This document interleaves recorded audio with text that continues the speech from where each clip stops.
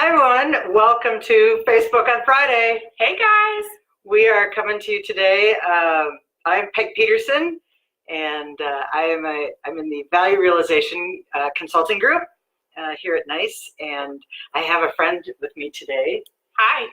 This is, Nicole, introduce yourself. I'm Nicole Rayner, and I work in the NPM solution as a senior business analyst for all the clients that we have that use the NPM solution. So Nikki and I are both here in Overland Park, Kansas, and we thought it would be fun if both of us, because we both have NPM expertise, if we both kind of came to you today and talked a little bit about coaching, e-learning, and gamification. So some of what our solution does. Absolutely. So do you have questions for me? I do. So can you tell me about your background in the customer service contact center industry that makes you knowledgeable about this? Yes. So I actually have been coaching in a corporate environment for over 20 years, and did about 9 years. I managed NPM for a large telecommunications provider, and we actually drove coaching through NPM to about 30,000 agents and rolled out a really consistent coaching program. And we delivered results by really making things simple, getting supervisors engaged in the process, giving them a really simple format and a few behaviors to coach to. And we had a lot of success. And it's exactly what I do now at NICE is I work with our customers who are trying to implement more effective coaching programs. And I work with them on simplification, coaching behaviors, and improving that process. So it's really a lot of fun. I like the variety, but I think some of the things we're going to talk about today make it even better for that supervisor. And so I'm glad we're here. And I too was working at that telecommunications company while Peg was implementing all of that great customer service strategy. And I remember our CSAT scores going up quite a bit during that time. So her coaching works. I was going to say, for any of you out there that have NPM, I think the most important thing that you need is a really strong relationship between operations and programs and technical development. Agree completely. Yep. So we had a pretty good relationship at that time to make sure it all worked. We did. It was really fun. Yeah.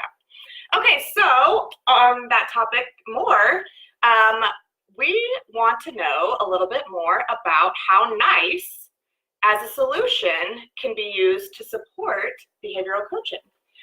So I think this is great. You know, we have fabulous supervisors. They absolutely have the toughest job in the call center, and we give them a lot of responsibility. And the responsibility is they are so close to the customer. And so how do you help develop your agents in a way that drives that customer satisfaction score? So we give our supervisors tons and tons of tools, you know, and what it does is we oftentimes promote that supervisor from, you know, if they're my best agent, wow, maybe they could be my best supervisor too. And oftentimes we find that that's kind of not the case. And so we give them a lot of tools, and then we say to that supervisor, now go improve performance. And it's just, it's not that easy. And so typically what I like to do is I like to drive a process where the supervisor understands there are, you know, 4 or 5 ways that I can really improve performance. Right. Obviously, I think coaching is probably the greatest way to change behavior. That's what's going to drive you to that improved performance. There are a couple other things that we're going to talk about today. Gamification is another way, and I really want to just you know, meet the need of the supervisor. What supervisors say to me is, I don't always have time to coach. Mm-hmm. There's a lot of people on my team that could self-coach and self-assess. If your coaching is really good and you have great, you know, coaching action plans, some of what we're going to talk about today could help both that agent and that supervisor. But for now, I think we want to just focus on how do we make that supervisor's life easier, make it a little more fun, and still drive productivity. So we know that a supervisor can coach an agent. Are there a couple of ways that they can make sure that they have time to integrate that into their day or make it more easily effective on the floor? Yeah, that's a great question.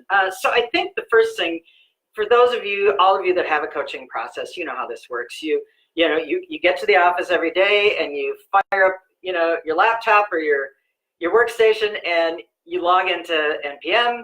Some of you might have auto login. And then, we did. SAML or SSL for some people. So you get your cup of coffee and you sit down and you look at what happened yesterday. You know, what does my team performance look like today? Yep. And from there, you want to identify, who am I going to coach today? Who am I going to coach first?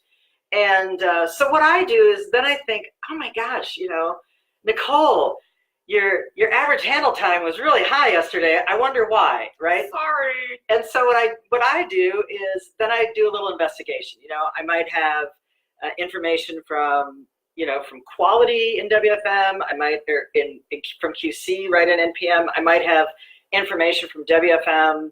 And so I'm going to listen to a couple of calls and just kind of validate what's going on. Mm-hmm. And then what I'm probably going to do is just schedule some kind of a quick coaching session. I don't know if I need a full formal 30-minute session, but I definitely want to sit down and say to that agent, I see, you know, that yesterday you had a little trouble. I listened to a couple of calls. I just want to talk to you today about a single behavior.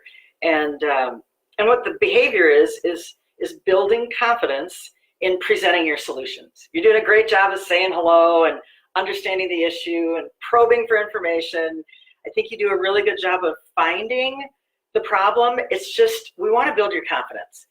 And so from there, we're trying to get that agent to agree to participate, to change their behavior. So we brainstorm a little and we come up with an idea that we think will help. And so what I can do after that coaching session is I can submit my notes in NPM and the agent will have them. The other thing that I could do, and this is where e-learning comes into play, is with that coaching note, I could attach a learning. Now, the learning could be on communicating confidently. The learning could be on practicing your communication skills. It could be a simple tip. It could come from your best practice library. It could come from your knowledge management system, but I can attach an e-learning item to my coaching notes so that as that agent is trying to be confident, even without coming back and having to talk to me again, they can go out to our coaching notes and click on that e-learning and kind of self-skill, if you will. Right, have a wealth of information at their hands to go and practice. And I think if we can get to the point in a coaching session where you can provide that e-learning opportunity. Sure. So all that time isn't required on your they don't necessarily have to come back to me to continue to kind of grow or to remind themselves of what it is they're trying to do. Sure. So I think e-learning is just a really great way to think about it. And a lot of you have these quick tips and tip sheets and one-page coachings, and it's SharePoint's filled with informational, all kinds of information. Yeah. So it's a really great way to just, like I say, drive that agent. Let them take control of their own development. Let them take control of their learning. It's a great way to do it. And I think a lot of people probably are more used to e-learning than gamification. Yes. So gamification is our next topic, and that's kind of above and beyond the NPM data focused and e-learning and educational, database references. This is really into, I think, the fun side of things and how you get people super excited. So can you talk to us a little bit about what gamification is? Yeah. So I think that one of the things that I want to point out is, and I've had people tell me this, that their executives don't want to talk about gamification because they think it's just too fun. Yeah, it's too fun, and we don't have time for people to play games. Right. And so what I want you to know is gamification is a part of your business goals, and it's a part of the drivers that are going to get the right behavior on a call with a customer. So gamification is a valid business strategy. And it's something that really does, again, when you look at employee engagement surveys, what we're really trying to do is engage the agent, engage that employee. And gamification is actually a way that you can do that. Yeah. So helps break up that monotony. It does. And I just think that it is a way, I would look at it as it's a part of the mechanics that you would use to just drive workplace activities. Think of gamification as important as a team meeting or a huddle. It's a way to continue to reinforce behavior, and it's a way to really drive the right behavior by giving rewards. So I gotta say, I was a skeptic of gamification at first. I thought, no way, like, do we really need to pay them to play games to make their job fun? But as I've seen it implemented and I've heard some stories about how well it's been done, I think it's a great part of a successful operation. And, you know, I think it's about making sure that the prizes and the things that they earn really key back into what motivates them. Absolutely. You know? So having more break time or earning, you know, a free lunch on the company or something of that nature, I can see that actually driving their behavior. And you can set challenges for yourself and go in and see how far away or how close you are. And maybe it's just that little push you need at the end of the day. Absolutely. You know? I'm a little competitive. Yeah, just a little. So to me, I would love gamification because I would just do it all. I would never need anyone to talk to me about it because I would just keep going for the keep going for the next one. And I kind of like those companies that let me see what my peers are doing so I can beat them too. Oh, absolutely. So I think that one of the things we want to talk about too, and you said, you know, you weren't that gamification it doesn't work. And I mean, I just thought, you know, I get that, you know, sometimes call centers have younger employees and, you know, maybe we're just trying to do something, but I get it now. I get it. When you can visually see how close you are to earning a benefit that you wouldn't otherwise have, why not? Yeah, why not? So this is interesting. Here, I think just a great way to understand how gamification could work and how you as a consumer can play. I actually called a service and I needed to cancel my service and got a hold of just this amazing rep, and he was just a great service, great help. It was a wonderful call, and I started the call up and I was kind of mad, and well, you know how people call and they're always kind of mad. Yeah, that one. I called and I was just like, this isn't right. So the guy fixed it. And so right after that, I get this feedback form, and it said, "How was your call today?" And I gave, you know, the agent 5 stars. And then I got another hit, and it said, "Thanks for rating Ryan so high. What would you like to give him as a reward?" Ooh. And my options were a free lunch, an extra break, or time off. Oh, so maybe they have like massive buckets. I felt like to their bucket. Yes, I felt like in this company, I had to believe that they had a really strong gamification strategy. Yeah. And I think that's the key to gamification. That is super cool to have that. It is. So the benefits of gamification is obviously autonomy. And I do think you said they think this is a millennial thing. Yeah, and it's not. It's not. There are we have a lot of highly tenured agents that still like to perform, that still like to win, that still like to be recognized, but they don't necessarily need as much coaching as maybe a new agent. So providing autonomy to learn, to get rewarded, to get recognized. A lot of people feel like with the badges they earn or the prizes that they can earn, that they are really driving towards a purpose, which is customer satisfaction, the ability to really resolve that customer issue. So you can look at the people that are involved as you build a gamification program. Mastery is a huge issue. People love in their call centers. There's nothing to, you know, it's not about millennials. It's everyone likes to be looked at as the expert. Yeah. That's so true. And to have a mastery and a skill, and then the social interaction piece of it is there. I do think a lot of our agents, you come in, you sit down, you get on your headphone, and you talk all day, and you don't necessarily interact or socialize as much as maybe you possibly could. Yeah. And so I think this provides a really simple, quick way to socialize and interact with not just the people on your team, but the people in your call center. So, and I gotta say, for being an employee of the week or month or what have you, getting extra break time is far better than a plaque on the wall. Absolutely. Right? I mean, way better. Makes much more sense. Yeah. Yeah.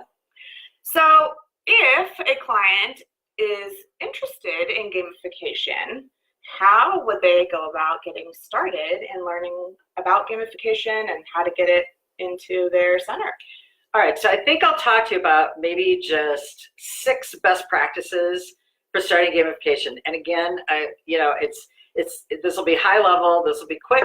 But the first thing I think you need to do is you always start with the business, you guys. So go back to your business objectives. So what is it you're trying to achieve? What is it you're trying to change? What is the goal of your business for this year? If it's Net Promoter Score, if it's CSAT score, you start there. And so from there, you talk about what is it specifically, what behavior are we looking for from our agents, what percent improvement are we trying to achieve, and then how do we, does everyone agree that yes, these are the parameters? So I think that you really need to take some time as a group and really agree on what is important to the business, and then from there you can build how do we want to add in components of this that would then reward and recognize. Yep. So step one is define behaviors. Step two is step one is define your business goals. Step two is define your behaviors. So